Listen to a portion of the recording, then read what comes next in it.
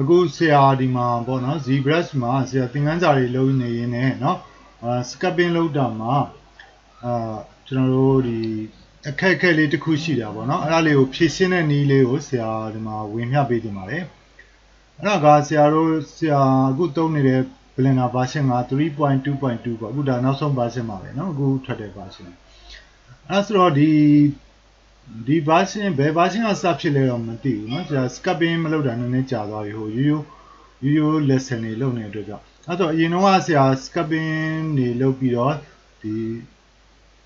သင်တန်းတွေကိုဆရာသင်နေတော့ကเนาะဆရာချက်ကဒီဟုတ်တာပေါ့25 million 30 million ပေါ့တန်း30 40လောက် point တွေကိုကောင်းကောင်းဆွဲလို့ရတယ်เนาะအခုဒီ version 3.22 ပေါ့အခုနောက်ဆုံး version မှာဆွဲလို့မရအခုဆိုရင်ဆရာဒီမှာဒီကျွန်တော်အခုဆွဲနေတဲ့ model မှာဒီ vertex point က25 million ကျော်ရှိတာပေါ့เนาะ25တန်းကျော်ရှိတယ်အဲ့ဆိုတော့အခုဆရာဆွဲကြည့်တဲ့အခါတွေ့လားဒီ zero level ဒီကျွန်တော်တို့ clay strip brush ပေါ့เนาะ clay strip brush ကအရန်ထင်เนาะကျွန်တော်ဒီလို dress ဆွဲပြီးတော့တော်တော်ကြာမှပေါ်လာတယ်အဲ့ဒါကမဖြစ်သင့်ဘူးပေါ့เนาะအရင်တော့ဆိုရင်ဒီ blender ZBrush နဲ့နေလားငါလားတကယ်တော့ဆွဲလို့ရတယ်เนาะโอเคအဲ့ဒါဘာကြောင့်လဲဆိုပြီးတော့ဆရာလိုက်ရှာတဲ့အခါအဖြေတွေ့တယ်အဲ့ဒါကိုမင်းဥစ္စာပေါ့เนาะဆရာတပည့်တွေအနေနဲ့ကိုဘာသာကို sculpting လုပ်တဲ့အခါမှာကျွန်တော်ဒီလိုအခက်အခဲတွေ့မှာပဲเนาะတွေ့တဲ့အခါနင်တို့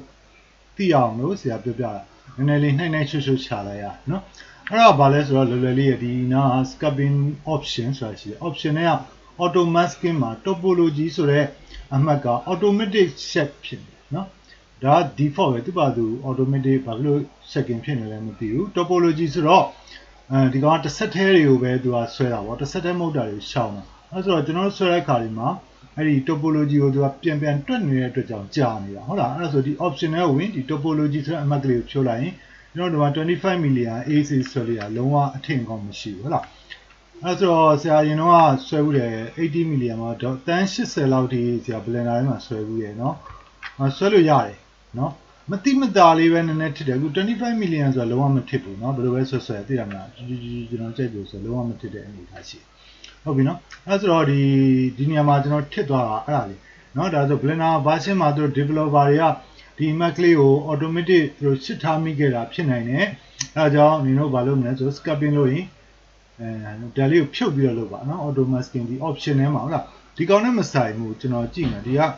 က auto masking topology နဲ့ဒီကောင်နဲ့မဆိုင်เนาะဒီမှာချစ်တာနဲ့ဒီမှာချစ်တာမတူဘူးတွေ့လားเนาะအဲ့ဒါကြောင့်ဆရာကလည်းဆက်ချင်းမတွေ့သတိမထားမိတာเนาะဒီ menu မှာပဲကျွန်တော်တို့ auto masking topology တို့ပါလို့ဒါ brush တစ်ခုတည်းအတွက်